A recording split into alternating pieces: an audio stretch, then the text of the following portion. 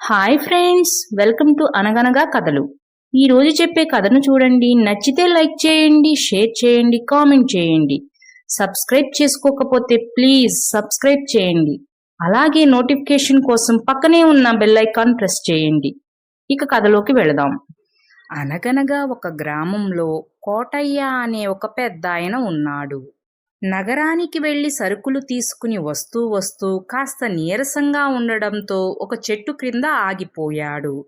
తీరా మరలా ఆ సంచి నెత్తిన వేసుకోవడానికి ఆయన వల్ల కాలేదు. ఆ ప్రక్కని ఆడుకుంటున్న గోపీని పిలిచి, "గోపీ, ఒక్కసారి వచ్చి ఈ సంచి నెత్తినెత్తయ్యా" అంటూ ఆడుకునే పిల్లాడిని పిలిచాడు కోటయ్య.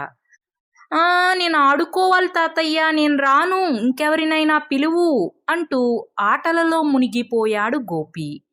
అలా కాదు గోపి, ఇక్కడెవ్వరూ లేరయ్యా ఎత్తడానికి, కాస్త రాయ్యా, ఊరికే వద్దులే, రేపు మా ఇంటి వైపు వస్తావుగా ఆడుకోవడానికి, అప్పుడు పటికి బెల్లం కాస్త మొక్కిస్తాన్లే అన్నాడు కోటయ్య. పటికి బెల్లం పెడతావా అంటూ గబగబా పరిగెత్తుకుంటూ వచ్చి, కాస్త కాదు తాతయ్య, ఇంకాస్త ఇస్తానంటేనే ఎత్తుతాను అన్నాడు గోపి.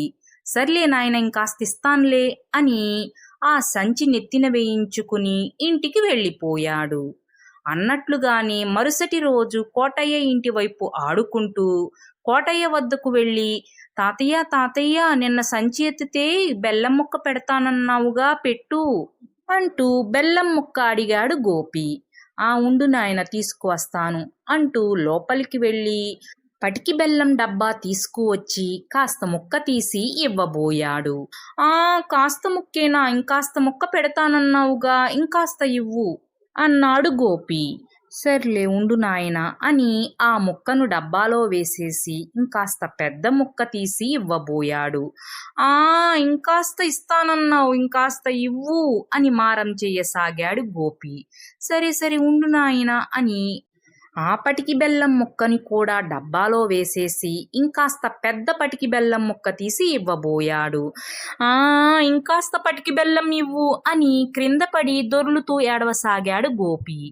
అయ్యయ్యో, అనవసరంగా నిన్నడిగానురా, నిన్నడిగి చిక్కుల్లో పడ్డాను, నీకు ఎంత ఇచ్చినా చాలడం లేదు, ఏం చెయ్యాలరా అని ఎంత పెద్ద ముక్క తీసి ఇవ్వబోతున్నా ఇంకాస్త పటికి బెల్లం ఇవ్వు అని ఏడుస్తూ ఉన్నాడు గోపి. సరే, ఈ డబ్బా మొత్తం తీసుకోరా అని డబ్బా ఇవ్వబోయాడు కోటయ్య. నాకు ఇంకాస్త పటికి బెల్లం కావాల్సిందే అని ఏడుపు ఆపకుండా అరుస్తూనే ఉన్నాడు గోపి. ఇక ఏం చెయ్యాలో తెలియక కోటయ్య తల పట్టుకుని కూర్చున్నాడు.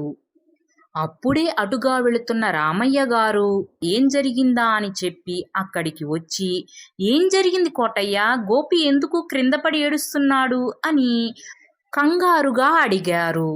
ఏం చెప్పను రామయ్య గారు, నిన్న నగరానికి వెళ్ళి సరుకులు తీసుకుని వస్తూ వస్తూ ఊరి మొదట్లో ఉన్న చెట్టు క్రింద కూర్చున్నాను, నీరసంగా ఉందని చెప్పి అని జరిగిందంతా చెప్పి, అనవసరంగా సమస్యను కొని తెచ్చుకున్నట్టుంది, ఈ గోపిని కాకుండా ఇంకెవరినైనా అడిగే పని అని బాధపడసాగాడు కోటయ్య. అయ్యో కోటయ్య, ఎందుకు బాధపడుతున్నావు, ప్రతి సమస్యకి ఏదో ఒక పరిష్కారం ఉంటుందిలే, నువ్వు కంగారు పడకు అని కాసేపు ఆలోచించి, కోటయ్య, కాస్త పటికి బెల్లం ముక్క ఒక చేతిలో, ఇంకాస్త పెద్దదైన పటికి బెల్లం ముక్క ఇంకొక చేతిలో పెట్టు అని 2 చేతులలోకి పటికి బెల్లం ముక్కలను తీసుకుని, గోపి ఏడవకు, ఇందులో ఇంకాస్త పటికి బెల్లం ముక్క ఏదో చెప్పు అని 2 చేతులు చూపించారు రామయ్య గారు. అయితే అందులో పెద్దగా ఉన్న పటికి బెల్లం ముక్కను చూపించి, ఇదిగో ఇంకాస్త పటికి బెల్లం ఇదే అని ఏడుపు ఆపి చెప్పాడు గోపి. అయితే ఇంకాస్త పటికి బెల్లం ముక్క తీసుకుని వెళ్ళిపో అన్నారు రామయ్య గారు. అంతే, పెద్ద పటికి బెల్లం ముక్క తీసుకుని పరుగు పరుగున ఆటలకు వెళ్ళిపోయాడు గోపి. రామయ్య గారు, మీరొచ్చి నన్ను బ్రతికించారు, మీకు చాలా ధన్యవాదాలు అని ఊపిరి పీల్చుకున్నాడు కోటయ్య. ఇక రామయ్య గారు నవ్వుకుంటూ వెళ్ళిపోయారు. ఫ్రెండ్స్, ఈ కథ మీకు కూడా నచ్చిందనే అనుకుంటున్నాను. Thanks for watching. మరో మంచి కథతో మళ్ళీ కలుద్దాం. అప్పటి వరకు సెలవు. Take care, bye.